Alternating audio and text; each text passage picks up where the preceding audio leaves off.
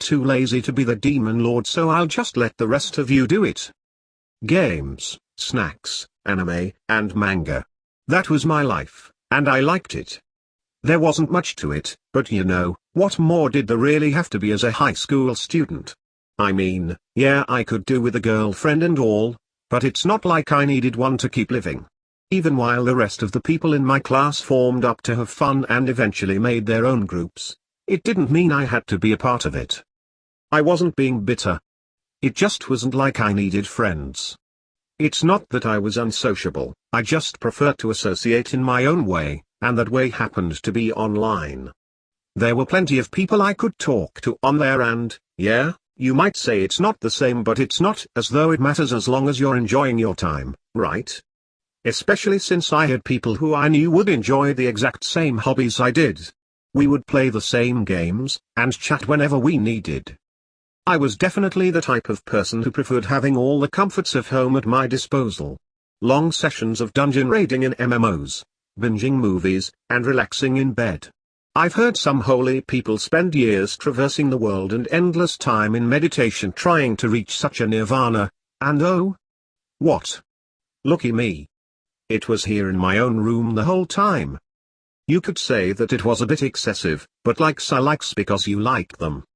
I spent many a good day being perfectly content with my humble surroundings. You probably wouldn't even realize I was a NEET had you not stepped into my room personally like my siblings did. My younger sister was constantly telling me to get up and do something, but it wasn't as though there was anything I found particularly interesting, so what could she expect? My viewpoint and hers were completely different to start off with.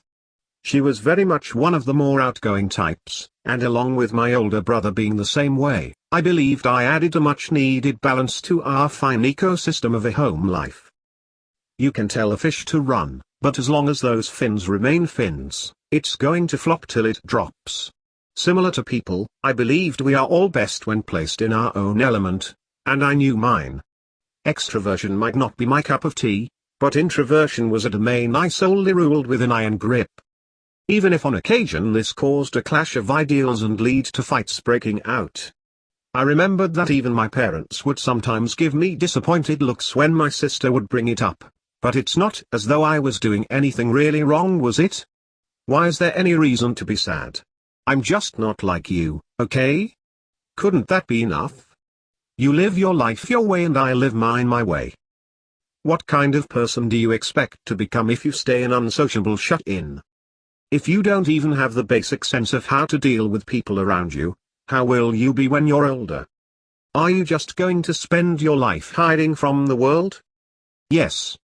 That's exactly what I wanted. Why bother with it?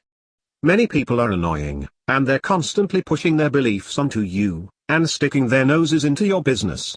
If I could only associate with the people I want to and not deal with the rest, why would I not? So if I could spend my time behind a screen and only interact with the things I enjoy, why would I ever want anything else? Yeah, different viewpoints are important, but if you're always going to end up clashing, then isn't it better to just remove yourself from such a situation? And such a thing comes much easier when you don't involve yourself with other people's nonsense. When it's as easy as a snap of your fingers to remove what's unwanted, just by closing a window on a screen, well, isn't that the ideal? It might seem selfish, but... No, it was definitely selfish, but I felt as long as I wasn't imposing myself on others and inconveniencing them, who could find fault with me. So I filled my time with movies, and games, and such to perhaps an abnormal degree, as long as I can keep up the basics of what it is to be a human. Wasn't I fine? The convenience of having everything you could want at the tips of your fingers was the pinnacle of what I loved the most, so, social events were much less out of the question and less needed, and in my sorry case, on a particular upcoming instance in question, it was needed. Fantasy Sword Holy War 3. Demon's Destruction, was that instance. The new addition to a long-awaited game series I had my eye on for quite a while. I wanted it. I really wanted it. I wanted it so bad I spent hours reading online boards and articles about its development, and I spent even longer listening to the few songs from the soundtrack that were released for promotion. play as the hero, or play as the villain. You could do either. An immersive world for you to control how you wanted on either the good or bad side. What wasn't there to like? As I normally did, I knew I would go my normal route when it came to any choose-your-own-path type games. Hero first, and then see the difference with demon. Create a faction in-game and send them to do my bidding while I, as the hero or demon, would be off doing side quests to my heart's content. If only life could be like that, then wouldn't the world be perfect? Let the people who want adventure do the adventuring, and let the people who want to have fun doing nothing in particular do that instead. This is what I was thinking about in my days when I saw it. This special box release event, first come first serve.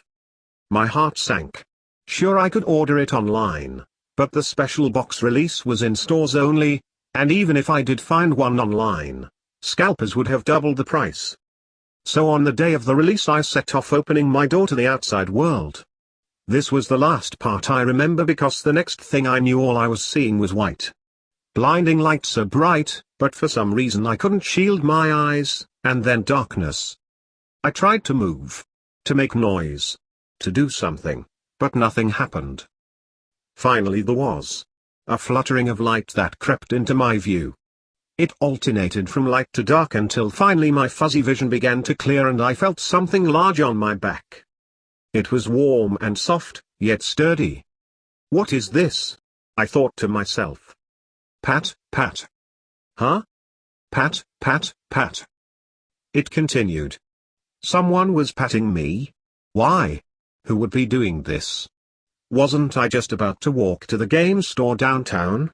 As my eyes adjusted, I saw a beautiful woman with violet eyes and long black hair. The face she wore was full of compassion and something else. But what? I've seen this before. This look. A look of compassion for something. For me? It was then I became scared. Why was this large woman holding me? What was going on? And where am I? It didn't look like outside.